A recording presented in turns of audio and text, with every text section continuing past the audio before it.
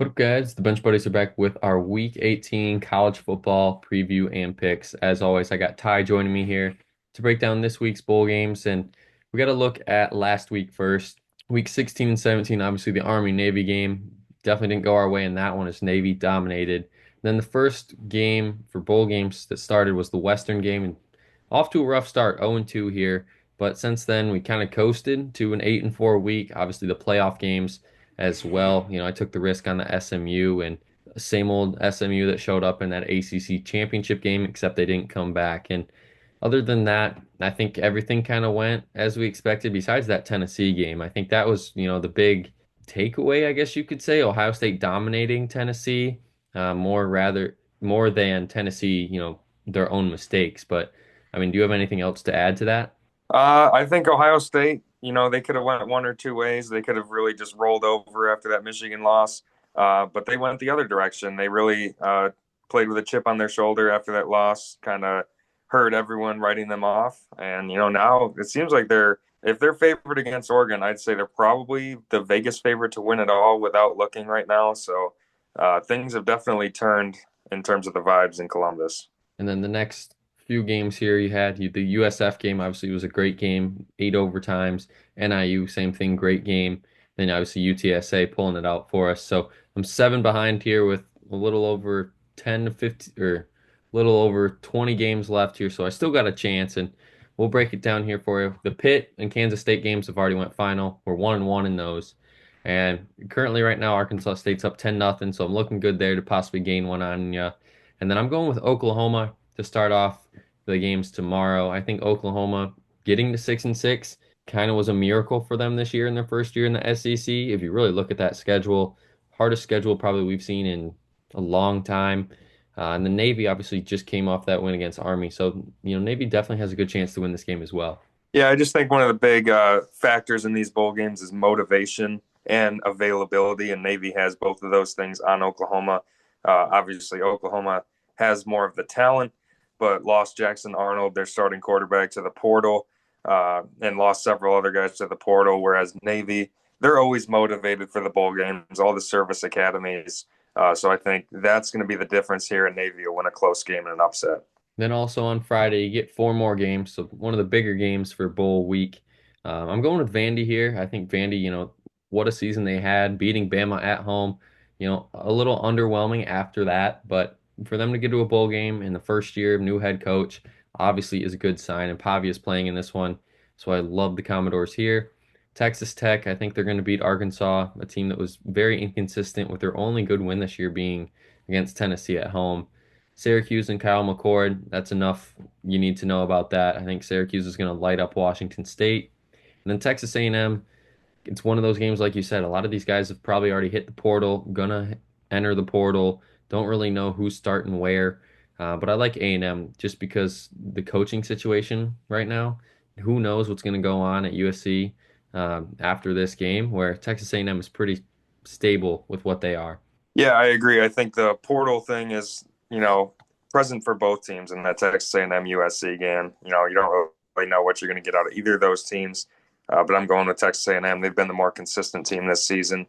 Georgia Tech and Vanderbilt's a really interesting game because they've both been giant killers this year.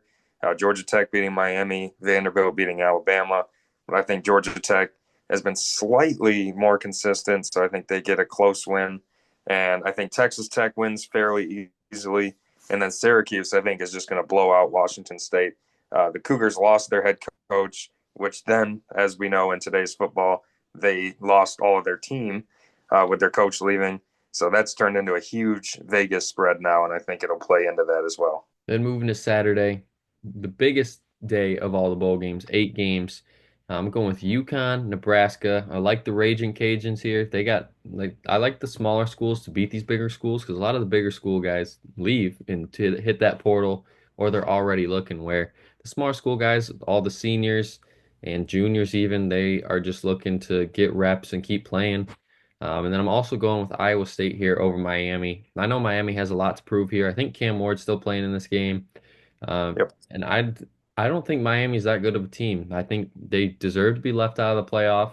And I think you're going to see why Iowa State is going to be a better choice when it's all said and done after this game on why they possibly could have and would have made the playoff if they would have beat Arizona State.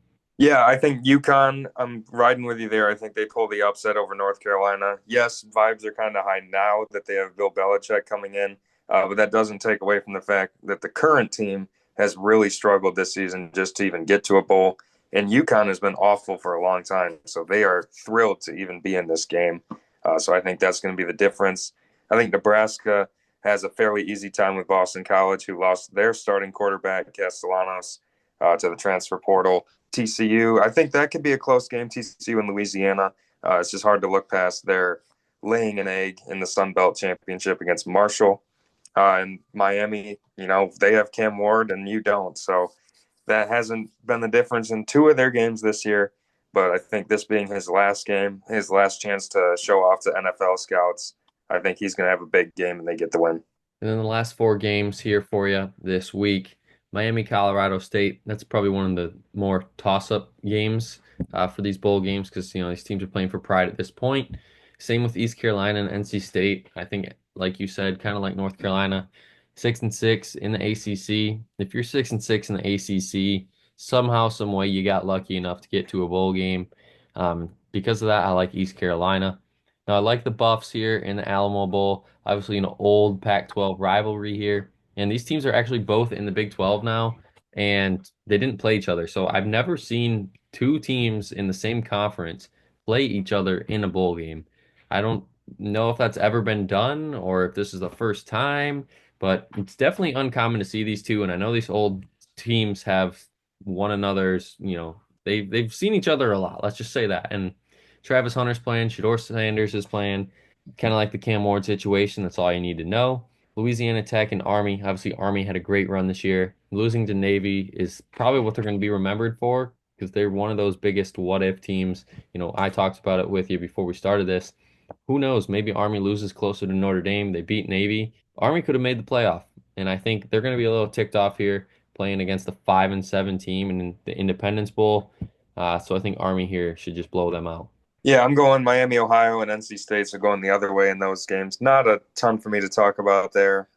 Not the biggest games of bowl season, but that's where I'm going. And I think Colorado is going to have a big game. Obviously, Travis Hunter and Shedeur Sanders slated to play in this game, which is all the difference there really is. They'll be the two best players on the field, and I think they'll show out in their final college game.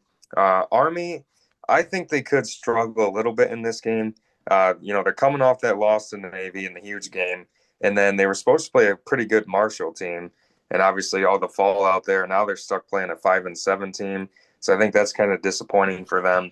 I think the line was 16.5 last I saw, and I do think Louisiana Tech covers, but Army just controls the time of possession and gets the win. We'll say by 7 to 10 points, somewhere in there. And that'll be it for those games. Make sure you guys check back early next week as we'll be breaking down all the other bowl games and, of course, the playoff games as well. But until then, the Bench Buddies are out.